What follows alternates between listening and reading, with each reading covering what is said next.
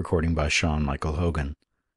Buggam Grange, a Good Old Ghost Story by Stephen Leacock. The evening was already falling as the vehicle in which I was contained entered upon the long and gloomy avenue that leads to Buggam Grange. A resounding shriek echoed through the wood as I entered the avenue. I paid no attention to it at the moment, judging it to be merely one of those resounding shrieks which one might expect to hear in such a place at such a time.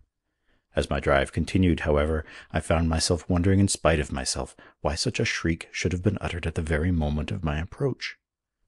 I am not by temperament in any degree a nervous man, and yet there was much in my surroundings to justify a certain feeling of apprehension. The Grange is situated in the loneliest part of England, the marsh country of the fens to which civilization is still hardly penetrated. The inhabitants, of whom there are only 1.5 to the square mile, live here and there among the fens, and eke out a miserable existence by frog fishing and catching flies. They speak a dialect so broken as to be practically unintelligible, while the perpetual rain which falls upon them renders speech itself almost superfluous. Here and there, where the ground rises slightly above the level of the fens, there are dense woods tangled with parasitic creepers and filled with owls. Bats fly from wood to wood.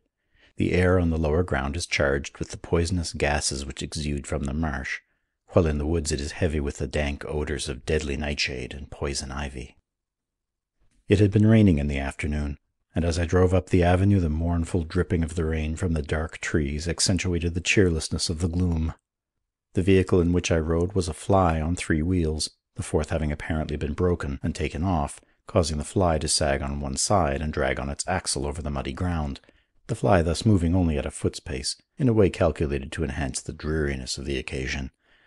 The driver on the box in front of me was so thickly muffled up as to be indistinguishable, while the horse which drew us was so thickly coated with mist as to be practically invisible. Seldom, I may say, have I had a drive of so mournful a character. The avenue presently opened out upon a lawn with overgrown shrubberies, and in the half-darkness I could see the outline of the Grange itself, a rambling, dilapidated building. A dim light struggled through the casement of a window in a tower room. Save for the melancholy cry of a row of owls sitting on the roof, and croaking of the frogs in the moat which ran around the grounds, the place was soundless. My driver halted his horse at the hither side of the moat. I tried in vain to urge him by signs to go further.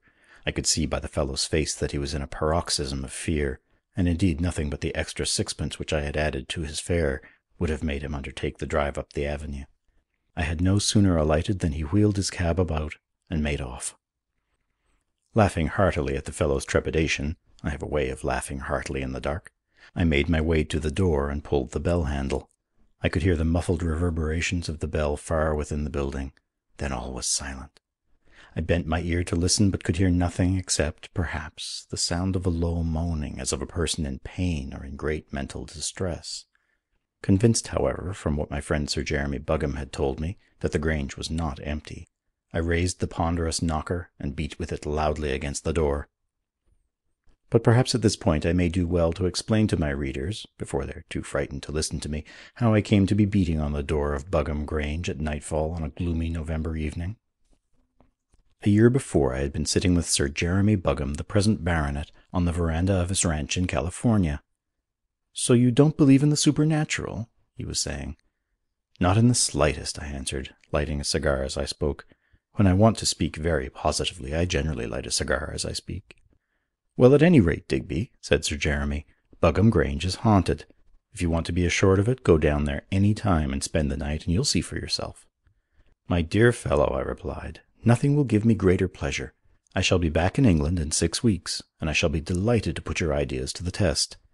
Now tell me," I added somewhat cynically, "is there any particular season or day when your Grange is supposed to be specially terrible?" Sir Jeremy looked at me strangely. "Why do you ask that?" he said. "Have you heard the story of the Grange?" "Never heard of the place in my life," I answered cheerily. "Till you mentioned it tonight, my dear fellow, I hadn't the remotest idea that you still owned property in England."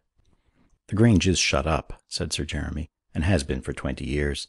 But I keep a man there, Horrod. He was butler in my father's time and before. If you care to go, I'll write him that you're coming. And since you're taking your own fate in your hands, the 15th of November is the day." At that moment Lady Buggam and Clara and the other girls came trooping out on the veranda. and the whole thing passed clean out of my mind. Nor did I think of it again until I was back in London. Then, by one of those strange coincidences or premonitions, call it what you will, it suddenly occurred to me one morning that it was the 15th of November. Whether Sir Jeremy had written to Horrod or not, I did not know. But none the less nightfall found me, as I have described, knocking at the door of Buggam Grange. The sound of the knocker had scarcely ceased to echo when I heard the shuffling of feet within and the sound of chains and bolts being withdrawn. The door opened. A man stood before me holding a lighted candle which he shaded with his hand.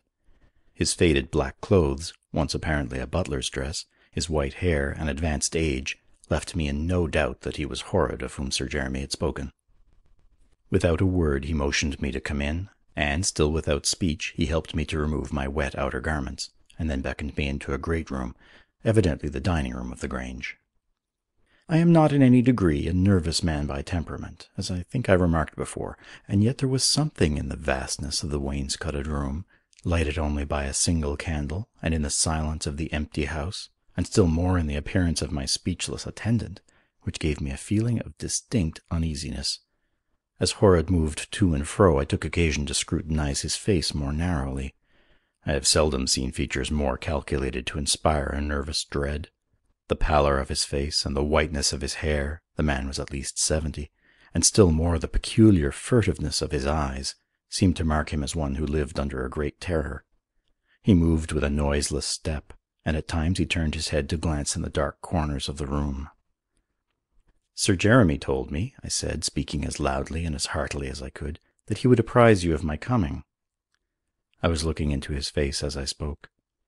In answer, Horrod laid his finger across his lips, and I knew that he was deaf and dumb. I am not nervous, I think I said that, but the realization that my sole companion in the empty house was a deaf mute struck a cold chill to my heart. Horrod lay in front of me a cold meat pie, a cold goose, a cheese, and a tall flagon of cider, but my appetite was gone. I ate the goose, but found that after I had finished the pie I had but little zest for the cheese, which I finished without enjoyment. The cider had a sour taste, and after having permitted Horrod to refill the flagon twice, I found that it induced a sense of melancholy, and decided to drink no more. My meal finished, the butler picked up the candle and beckoned me to follow him. We passed through the empty corridors of the house, a long line of pictured Buggams looking upon us as we passed, their portraits in the flickering light of the taper assuming a strange and lifelike appearance, as if leaning forward from their frames to gaze upon the intruder. Horrod led me upstairs, and I realized that he was taking me to the tower in the east wing, in which I had observed a light. The rooms to which the butler conducted me consisted of a sitting room with an adjoining bedroom, both of them fitted with antique wainscoting against which a faded tapestry fluttered. There was a candle burning on the table in the sitting room, but its insufficient light only rendered the surroundings the more dismal. Horrod bent down in front of the fireplace and endeavoured to light a fire there, but the wood was evidently damp, and the fire flickered feebly on the hearth. The butler left me, and in the stillness of the house I could hear his shuffling step echo down the corridor. It may have been fancy, but it seemed to me that his departure was the signal for a low moan that came from somewhere behind the wainscot. There was a narrow cupboard door at one side of the room, and for the moment I wondered whether the moaning came from within. I am not as a rule lacking in courage. I am sure my reader will be decent enough to believe this. Yet I found myself entirely unwilling to open the cupboard door and look within. In place of doing so, I seated myself in a great chair in front of the feeble fire. I must have been seated there for some time when I happened to lift my eyes to the mantel above and saw, standing upon it, a letter addressed to myself. I knew the handwriting at once to be that of Sir Jeremy Buggam. I opened it, and spreading it out within reach of the feeble candlelight, I read as follows. My dear Digby, in our talk that you will remember, I had no time to finish telling you about the mystery of Buggam Grange. I take for granted, however, that you will go there, and that Horrod will put you in the tower rooms, which are the only ones that make any pretence of being habitable. I have therefore sent him this letter to deliver at the Grange itself. The story is this. On the night of the 15th of November, 50 years ago, my grandfather was murdered in the room in which you are sitting by his cousin Sir Duggam Buggam. He was stabbed from behind while seated at the little table at which you are probably reading this letter. The two had been playing cards at the table, and my grandfather's body was found lying in a litter of cards and gold sovereigns on the floor. Sir Buggam, insensible from drink, lay beside him, the fatal knife at his hand, his fingers smeared with blood. My grandfather, though of the younger branch, possessed a part of the estates which were to revert to Sir Duggam on his death. Sir Buggam was tried at the assizes and was hanged. On the day of his execution he was permitted by the authorities, out of respect for his rank, to wear a mask to the scaffold. The clothes in which he was executed are hanging at full length in the little cupboard to your right, and the mask is above them. It is said that on every 15th of November at midnight the cupboard door opens and Sir Buggam walks out into the room. It has been found impossible to get servants to remain at the Grange, and the place, except for the presence of Horrod, has been unoccupied for a generation.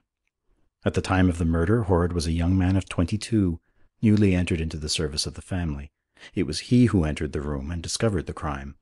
On the day of the execution he was stricken with paralysis, and has never spoken since. From that time to this, he has never consented to leave the Grange, where he lives in isolation. Wishing you a pleasant night after your tiring journey, I remain, very faithfully, Jeremy Buggam. I leave my reader to imagine my state of mind when I completed the perusal of the letter. I have as little belief in the supernatural as anyone, yet I must confess that there was something in the surroundings in which I now found myself which rendered me at least uncomfortable. My reader may smile if he will, but I assure him that it was with a very distinct feeling of uneasiness that I at length managed to rise to my feet, and, grasping my candle in my hand, to move backward into the bedroom. As I backed into it, something so like a moan seemed to proceed from the closed cupboard that I accelerated my backward movement to a considerable degree. I hastily blew out the candle, threw myself upon the bed, and drew the bedclothes over my head, keeping, however, one eye and one ear still out and available. How long I lay thus, listening to every sound, I cannot tell. The stillness had become absolute. From time to time I could dimly hear the distant cry of an owl, and once far away in the building below a sound as of someone dragging a chain along a floor. More than once I was certain that I heard the sound of moaning behind the wainscot. Meantime I realized that the hour must now be drawing close upon the fatal moment of midnight. My watch I could not see in the darkness, but by reckoning the time that must have elapsed I knew that midnight could not be far away. Then presently my ear, alert to every sound, could just distinguish far away across the fens the striking of a church bell, in the clock tower of Buggam village church, no doubt, tolling the hour of 12. On the last stroke of 12, the cupboard door in the next room opened. There is no need to ask me how I knew it. I couldn't, of course, see it, but I could hear, or sense in some way, the sound of it. I could feel my hair, all of it, rising upon my head. I was aware that there was a presence in the adjoining room. I will not say a person, a living soul, but a presence. Anyone who has been in the next room to a presence will know just how I felt. I could hear a sound as of someone groping on the floor and the faint rattle of coins. My hair was now perpendicular. My reader can blame it or not, but it was. Then at this very moment, from somewhere below in the building, there came the sound of a prolonged and piercing cry, a cry as of a soul passing in agony. My reader may censure me or not, but right at this moment I decided to beat it. Whether I should have remained to see what was happening is a question that I will not discuss. My one idea was to get out, and to get out quickly. The window of the tower room was some 25 feet above the ground. I sprang out through the casement in one leap and landed on the grass below. I jumped over the shrubbery in one bound and cleared the moat in one jump. I went down the avenue in about 6 strides and ran 5 miles along the road through the fens in 3 minutes. This, at least, is an accurate transcription of my sensations. It may have taken longer. I never stopped till I found myself on the threshold of the Buggam Arms in Little Buggam, beating on the door for the landlord. I returned to Buggam Grange on the next day in the bright sunlight of a frosty November morning, in a 7-cylinder motor car with 6 local constables and a physician. It makes all the difference. We carried revolvers, spades, pickaxes, shotguns, and a Ouija board. What we found cleared up for ever the mystery of the Grange. We discovered Horrod the butler lying on the dining-room floor, quite dead. The physician said that he had died from heart failure. There was evidence from the marks of his shoes in the dust that he had come in the night to the tower room. On the table he had placed a paper which contained a full confession of his having murdered Jeremy Buggam 50 years before. The circumstances of the murder had rendered it easy for him to fasten the crime upon Sir Duggam, already insensible from drink. A few minutes with the Ouija board enabled us to get a full corroboration from Sir Duggam. He promised, moreover, now that his name was cleared, to go away from the premises forever. My friend, the present Sir Jeremy, has rehabilitated Buggam Grange. The place is rebuilt, the moat is drained, the whole house is lit with electricity. There are beautiful motor drives in all directions in the woods. He has had the bats shot and the owls stuffed. His daughter, Clara Buggam, became my wife. She is looking over my shoulder as I write. What more do you want? End of Buggam Grange. Recording by Sean Michael Hogan, St. John's, Newfoundland, Canada.